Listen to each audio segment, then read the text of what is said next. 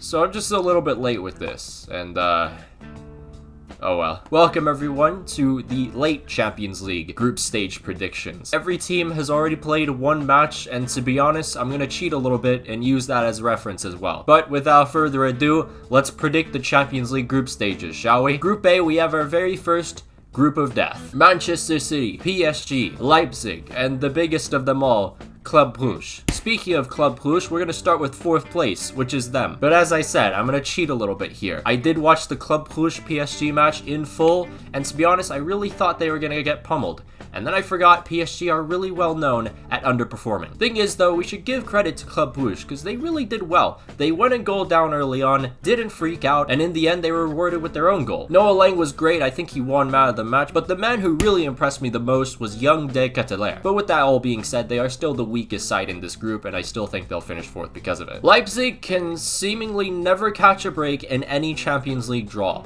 Ever. This really doesn't work out for them because already they haven't had the best start to the season, and they've also lost their very first match against Man City. Not to mention that they've also had so many different pieces of their own puzzle be taken away from them, like Julian Nagelsmann, their actual head coach. Oh, and let's not forget, Marcel Sabitzer, their captain, is now gone. There's been a change in playstyle as well. Nagelsmann was more possession-based, and Jesse Marsch is a little bit more counter-attacking based, so that's something Leipzig is getting used to right now. And there's also some problems within the Leipzig locker room as well. But that all being said, there are some positives, like Christian Nkunku, who scored a hat-trick last night. Dominik Szoboszlai, the Hungarian wonder kid. Nusai Mohamed Simikan has been a decent replacement for someone like Upamecano, who also has been another piece removed. The team has a lot of potential on paper, but right now, in the state they're in, I can only see 3rd place. Welcome to the Europa League. 2nd place, we have PSG, and I'll explain why. PSG, of course, have Messi, Mbappe, Neymar, a trio that really everyone is excited to watch. And I feel like a lot of people, as a result, are going to forget the contributions of Angel Di Maria, who will probably be that main catalyst, in my opinion, that actually gets that trio running in the first place. The addition of Achraf Hakimi has also made a good impact already, but my main problem with PSG and why I'm putting them in 2nd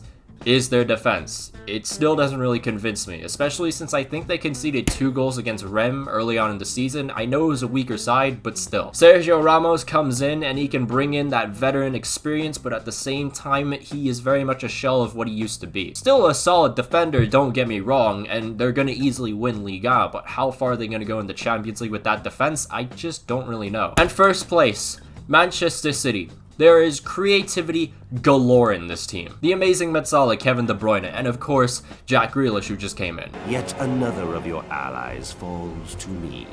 When he dies, I will claim his soul. Riyad Mahrez has played a much more important role in the Manchester City attack as of recent too. There is Manchester City's defense, who I do believe are a lot more reliable than PSG's. And the most important aspect of this entire thing, the squad depth. I mean, City's squad depth across every single position is pretty good, I'd say.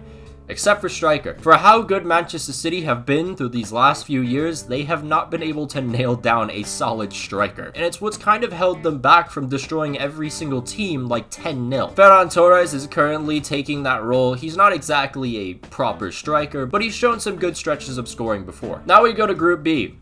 Another group of death. So we have Liverpool, AC Milan, Porto, and Atletico Madrid. And I'm going to start off with 4th place, of course, again, and that would be, unfortunately, Porto. There just has to be that one team that finishes last, and I think it's going to be Porto. There's some potential to rack in some points. Hell, they just got a draw against Atleti, and I'm sure they could get a point from Milan. One to watch for me would be Luis Diaz, who currently is their top scorer. Pepe is the veteran defender, who will be very much important to this squad as well. And of course, we have the Juventus killer, Sergio Oliveira. And although they have a really good core, including players like Taremi as well, who I've forgotten to mention, I still think 4th place for these guys. But don't count them out, because they could easily finish 3rd or even advance into the knockouts. AC Milan are my 3rd place team, and believe it or not, yes, they have not been in the Champions League since the 2013-14 season. This team is at its peak when they have Zlatan, and unfortunately, there's like a 0.05% chance he's ever healthy. But bringing in someone like Olivier Giroud kind of helps replicate that same kind of playstyle that they use with Zlatan. Çalhanoğlu may be gone, but Brahim Diaz has had some good stretches of games so far. Milan's midfield for once actually looks well structured too with Kessie, and I'll say it, Theo Hernandez is easily one of the best left backs in the world. And although Donnarumma is gone, Mike Mignon is a perfect replacement. He won Liga's Golden Glove and also won the Liga title with Lille. In the end, this is a team that could either do really well or could honestly fall right to fourth, but for right now, I think Europa League spot is good. As I've said in the past, Atletico have kind of readjusted their identity, and they are the team that I believe will finish runners-up in this group. They're still a very solid team in the back, but they actually create some kind of end product now. Antoine Griezmann has returned, and he's also cut his hair, so this only means we're getting peak Griezmann now. With Luis Suarez, this could also create a potential deadly alliance. There is also Thomas Lemar. I'm not sure what happened yesterday because I only saw a snippet of it, but he was subbed off early on. And of course, first place, I don't think anyone could really disagree with me here. Liverpool are by far the superior side. They have most of their players back and healthy, and I think the one thing that would be a little bit worrying is their squad depth. They'll be out of this group just fine. The question is, how far can they go with this squad depth? Because it's not exactly the best squad depth, and this team has gone through some crisis before. Virgil van Dijk though is back. He seemingly has already overcome his injury as well. Man's just built different, and that also means with an actual secure defense, Alexander-Arnold and Andrew Robertson can do whatever the hell they want. They are going to be extra dangerous this season. Thiago injects a little bit more creativity in the already dangerous Liverpool attack. Mane looks like he could be in scoring form again, as he did score finally, and Mo Salah as well.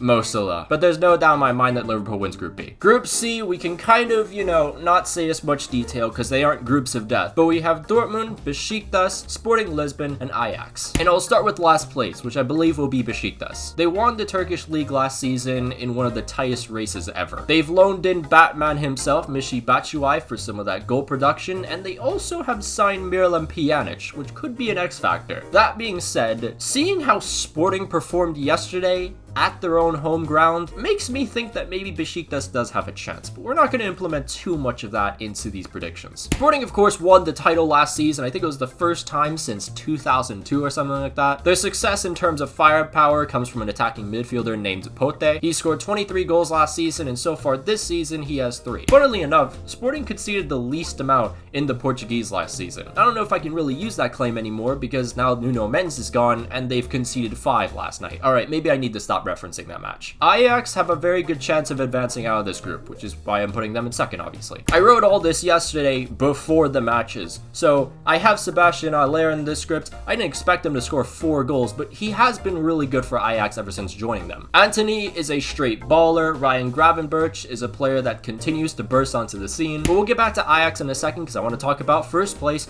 Borussia Dortmund. I think it's pretty much simply said, no matter what situation Dortmund find themselves in, Haaland will always save them. He has a goal-scoring record right now at a very young age that is very similar to that of a peak Messi and Ronaldo. He is easily one of the most complete strikers in the world, and it's proven time and time again, this man does not stop scoring. But let's talk about the other attacking figures that Dortmund have. Marco Reus, Jude Bellingham, who continues to grow even more every single match. He's extremely intelligent. But here's the thing about Dortmund. As I said before, how have they gotten into all of these sticky situations? Simple. Their defense sucks. In the first 4 Bundesliga matches, they have conceded 9 times. And that is going to hurt them a lot in this Champions League group. And it's why I really think that, yes, Dortmund are probably favorites to win this group, and I do believe they will win this group, but don't be surprised if Ajax manage to somehow win this group. Group D is kind of similar to last season, where we have Real Madrid, Inter Milan, and Shakhtar Donetsk. But the 4th team is a different one that is based in a nation that is unrecognized. Sheriff Tiraspol. But let us begin, shall we, with 4th place. Shakhtar Donetsk. They are the certified frauds of the tournament. The only reason why they're in this tournament is because Monaco decided to choke so badly. I called them losing to Sheriff long before it actually happened. And that's where I'm saying that Sheriff Tiraspol will see Europa League football. They will finish 3rd place in this group. Do not be fooled by the club that is based in an unrecognized state. They didn't just beat Dinamo Zagreb to make it to the Champions League. They absolutely dismantled them 3-0. Their new signing, Adama Traore, not that one, has 9 goals already in 16 appearances. 2nd place, we have Inter Milan, and yes, a lot of their pieces have been taken away from them, including Achraf Hakimi and one of their top goal scorers, actually their top goal scorer, Romelu Lukaku. But Lautaro Martinez is still a good striker, even without his partner in crime. They've also brought in one of the most underrated creative midfielders in Hakan Çalhanoğlu, but that 2-2 draw against Sampdoria over 2 weekends ago definitely kind of shows you this is not the same championship winning side. But the other competition in Sheriff Tiraspol and Shakhtar, I just don't think are on the same level, so second place for Inter. Now folks, do you remember when Florentino was talking about the Super League and how if it didn't happen, his club and many others would suffer the consequences? And then a couple months later, he just casually drops 200 million for Mbappe? Because I do. Either way, they will probably blow past this group like nothing. When it goes to the knockout stages, that's a different story, but for now, we're only talking about the groups. Benzema, easily one of the best number 9s in the world, and he also scored a hat-trick against Celta. Vinny Jr. is actually looking pretty good. I don't know how long that'll last, but I'm rooting for him. And then, of course, new signing Eduardo Camavinga's already done quite a bit for this team. He's assisted twice in the last 2 matches, and for sure, he's going to be one of Real's best players and most important players this season. You have all reliable Casemiro, who's going to help that Real Madrid defense, who is a lot more inexperienced, especially with the loss of Ramos. We go into Group E. I'm trying to say E, because whenever I say Group E, it just sounds like B. We have the likes of Benfica, Dinamo Kiev, Barcelona, and Bayern Munich. To be honest, I don't know much about Kiev, and yeah, I could have done research on them, but I'm putting them in 4th. Why would I have to waste my energy on that? But in their first 7 league appearances, if you'd like to know, they've scored 22 goals. So, you know, there's at least some kind of goal scoring production there. 3rd place, Europa League spot, we have Benfica. Now, honestly, I was very tempted to put Barcelona in the Europa League spot. But I'm just not sure if I see enough from Benfica to see them actually finishing 2nd. Now, if it happens, I'll be happily proven wrong. They have made some decent underrated signings, including Roman Yaremchuk. 2nd place, Barcelona, obviously. It is unfair because they literally just faced Bayern yesterday, who bullied them. But even still, Barcelona are struggling big time to find an identity. Memphis Depay will have to be at his very best because honestly, I can't think of anyone else who could save this club at this point. I guess there's Ansu Fati if he recovers from his injury quick enough. But the main reason why I'm putting this side in 2nd place is because I think there's still enough individual quality. But once the knockout stages come, they'll be knocked out before the draw even happens. And of course, we have group winners, Bayern Munich. Robert Lewandowski can never stop scoring. He again scored against Barcelona last night. Bayern's midfield is crazy good. You have Muller, the Reumdeuter, Joshua Kimmich, Leon Goretzka. Also, watch out for Jamal Musiala, because he really looks like the real deal. Alphonso Davies' speed alone makes him so good. The one concern going into the knockouts would probably be Bayern's defense. I always feel a little bit shaky when it comes to the structure of that. But if there are some cracks and mistakes here or there, Manuel Neuer will be able to deal with most of it. Group F, we have Villarreal, Manchester United, Atalanta, and Young Boys. Already, this group has made headlines because Manchester United lost to Young Boys. And although an impressive win by Young Boys, I just don't think there's enough quality to get them far. Now, 3rd place, I have Villarreal. You can never count out this side when they have the clinical Gerard Moreno. They've also added from Bournemouth Arnaut Danjuma, who's already proven to be a good signing. Early on, youngster Yeremy Pino has put up some good performances for Villarreal as well. Defensively, they look decent. They're led by Raul Albiol, of course, and Geronimo Rulli is a pretty reliable keeper. If they can improve their early form, because they haven't really been that great in La Liga, then maybe I could see them finishing in 2nd. But for now, we're gonna go with Europa League. Atalanta, for me, will be 2nd place, but I could honestly see them finishing 1st. But never count out Gasperini and his playstyle, because it is extremely entertaining and very efficient. The defense will definitely miss Christian Romero. He was literally the best defender in the Serie A last season, but Demiral is a good fill-in for that position. Anyone in that Atalanta midfield can create a goal, including Ruslan Malinowski, who is a very underrated midfielder. Duvan Zapata is a deadly finisher, and just in case Zapata is injured, there is still Luis Muriel. But of course, favorites to win the group, and I think will probably win the group,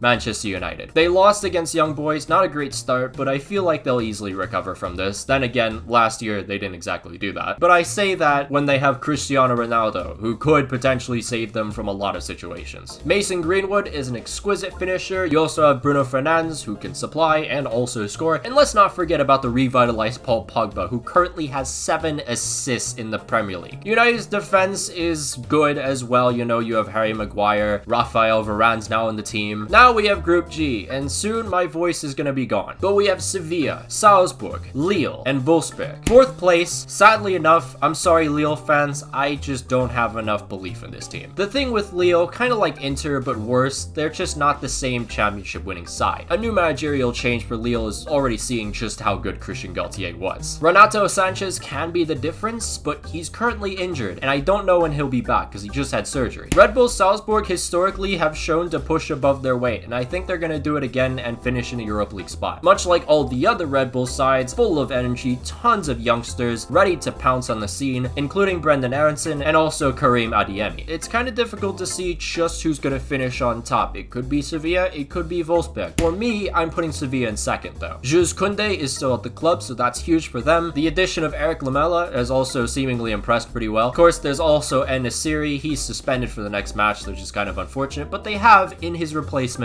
Rafa Mir. Sevilla, as I've said, have potential to win this group, but I think the next team that I'm going to be talking about are going to win it. And of course, that would be Wolfsburg. There's not exactly any individual player I want to talk about. It's just their system of play. I mean, last season, they went through an entire Bundesliga season not really being noticed at all because they're not exactly a very flashy or interesting side. They merely just get the job done. And again, they're kind of showing that this season, when they've only conceded 1 goal, scored 6, which is probably one of the least in the league right now, yet they are first place. But I think having a distinct system is the advantage Wolfsburg will have, and they will win this group. Finally, we have Group H. My voice is gonna give up on me. This light is starting to really take a toll on me.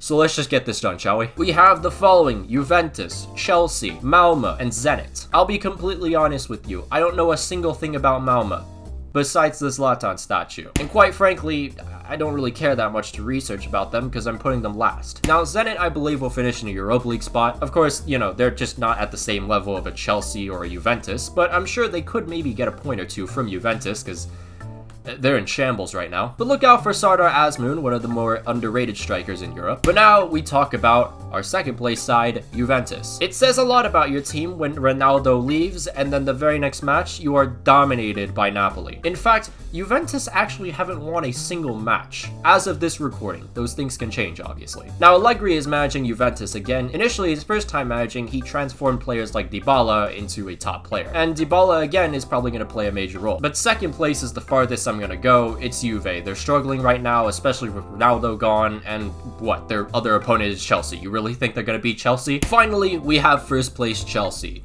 who come back even stronger than they were. They've added Romelu Lukaku. So, you know, that question about them actually being able to score goals with Timo Werner or Kai Havertz as a striker, that's gone.